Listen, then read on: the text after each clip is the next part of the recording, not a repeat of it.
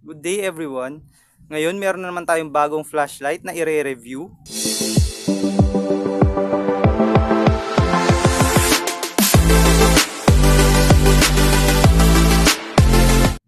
So ito siya guys, no, yung pinakamagandang diving flashlight ni Wurkos.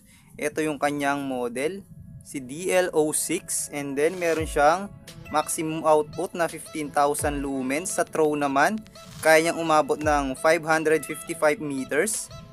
So malayo din, no? Ito yung basic na kailangan nating malaman. So wait lang. Ano ko sa camera, ayan. Ito guys, Wurkos DL06 is a professional bright diving flashlight. So ibig sabihin talagang underwater siya, no?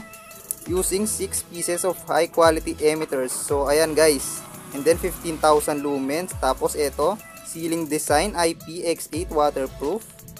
Ayan guys, 100 meters depth. So kayo na yung bahala. And then ito naman yung mga mode nya.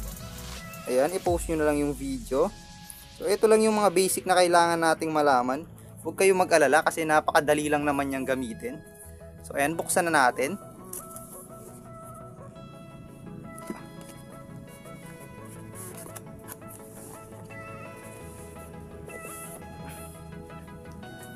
Ito siya. So ayan guys, yung laman ng box. Unang-una yung kanyang user manual. So kayo na yung bahala mag-explore nito guys. Yung kanina, yun na yung basic info na kailangan nating malaman. So ito, kahit hindi nyo na masyadong aralin, okay na. Kasi madali lang naman gamitin tong diving flashlight ni Wurkos. So ito, charging cable. Yung kanyang lanyard. Ayan. Yung mismong flashlight. Pagpasensyahan nyo na yung camera natin kung magalaw.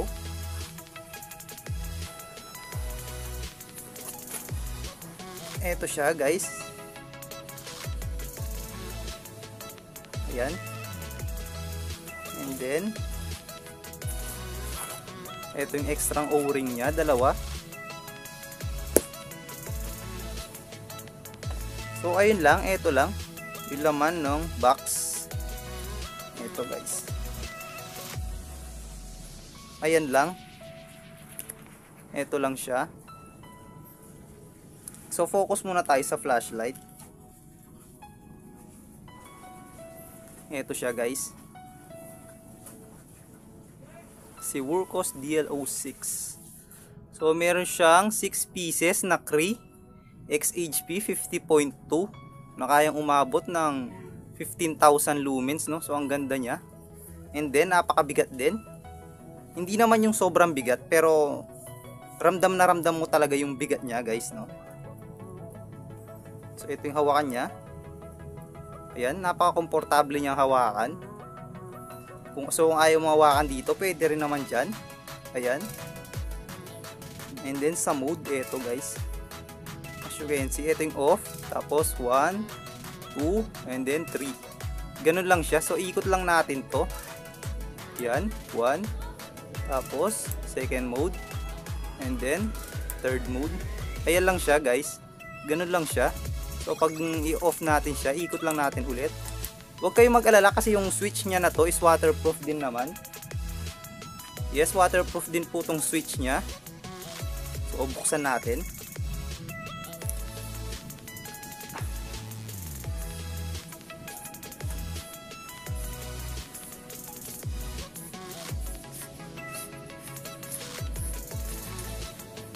Ayun, eto siya guys. So pag bago yung flashlight, at hindi natin siya mapapaandar nang hindi natin inaalis to. Nakita nyo kanina, so inon natin siya pero hindi siya umandar kasi nandito pa to. So kailangan lang natin to i-remove. And then yung battery, eto, 3. Ayan. 3 piraso. 21700 model, tapos may 5000 mAh bawat isa.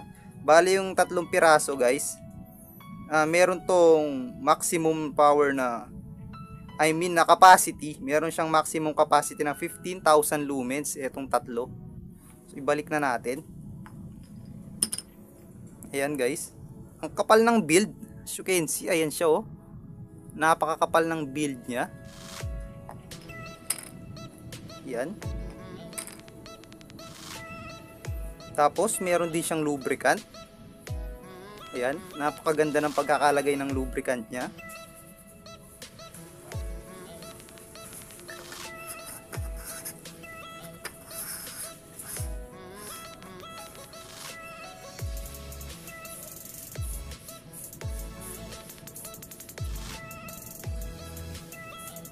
So higpitan lang natin.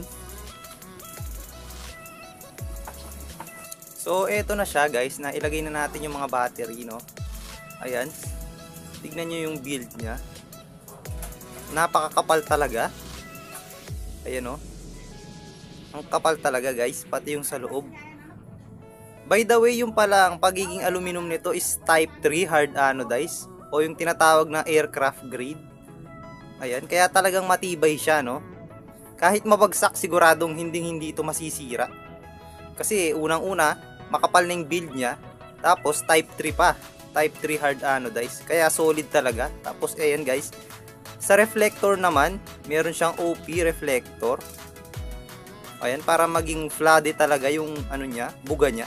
By the way guys, sa charging system pala, bali dito siya sa likod, no. Kailangan lang natin tong ikutin para matanggal. So ayan. Ikutin lang natin, mahigpit. Mahigpit siya, no? Dala ng silyadong-silyado talaga.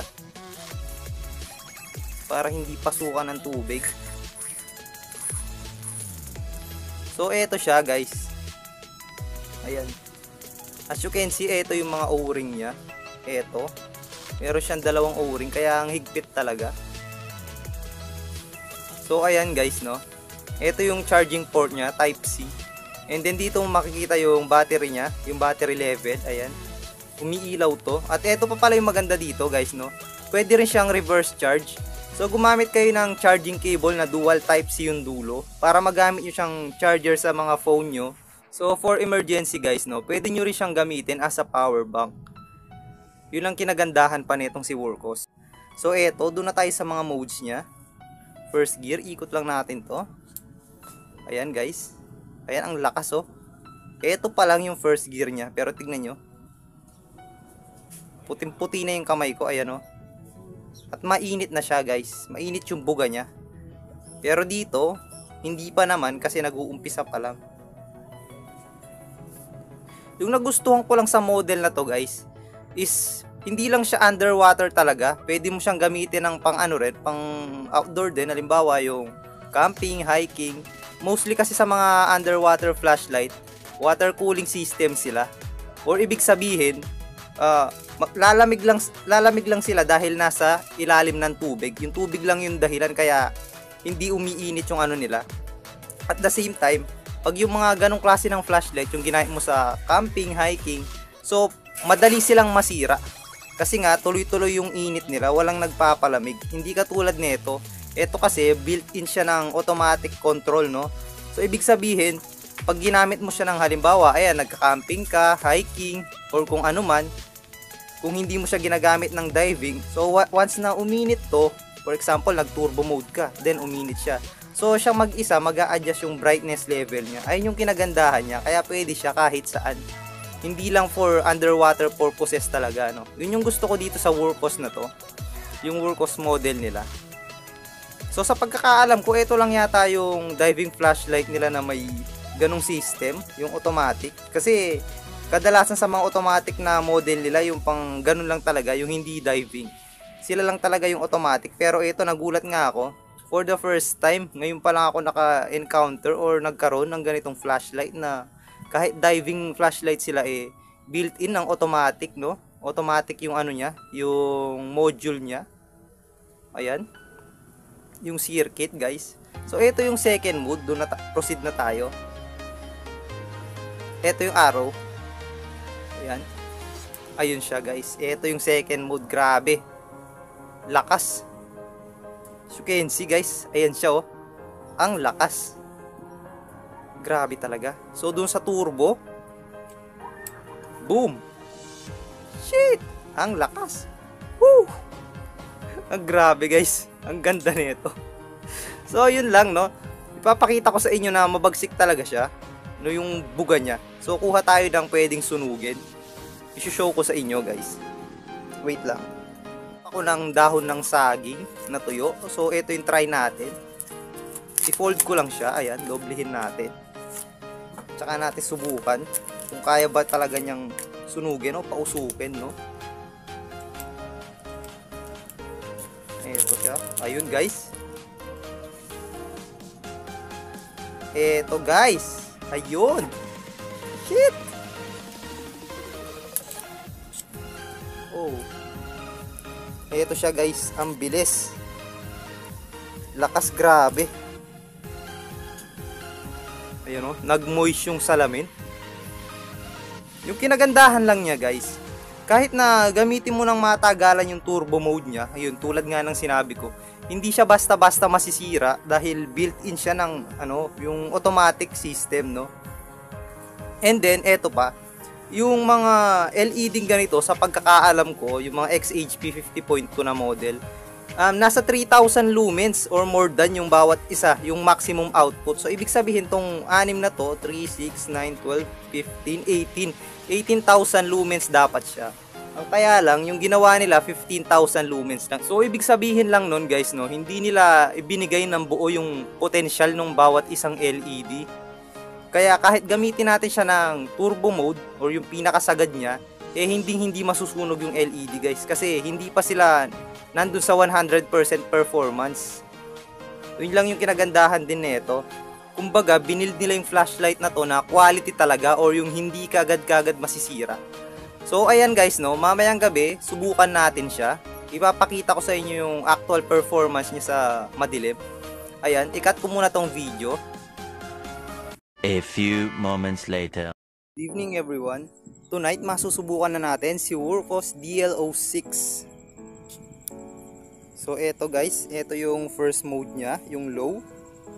Ayan, as you can see. Sa low pa lang guys, solid na. And then proceed tayo dun sa medium. So ito yung kanyang medium. Ayan guys. Kalat na kalat to, ayan. Lakas. Shit. Ang lakas. Ang lakas. Ayan o. And then dun tayo sa kanyang turbo. Ito guys. Ito yung kanyang turbo. Ayan, as you can see. Ayan yung turbo mode nya. Grabing lakas. Nakikita nyo yung halaman sa gilid guys. Ayan o, parang umaga rin o. Shit. Ang lakas. Grabe. Grabing lakas. Grabe. Sagad. 15,000 lumens pa lang yan.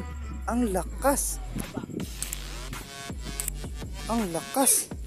So ayan guys, binalik ko muna siya sa low mode, no. Medyo umiinit na siya. So guys, kung gusto niyo ring umorder na itong si Wurkos DL06, so ilalagay ko na lang yung link ng official store nila dito sa description natin. Yung official store na pinagbilhan ko nito guys, ilalagay ko na yung link nila dito sa description natin para hindi na kayo mahirapang bumili. So hanggang dito na lang. Maraming salamat sa panonood. God bless everyone and see you next video.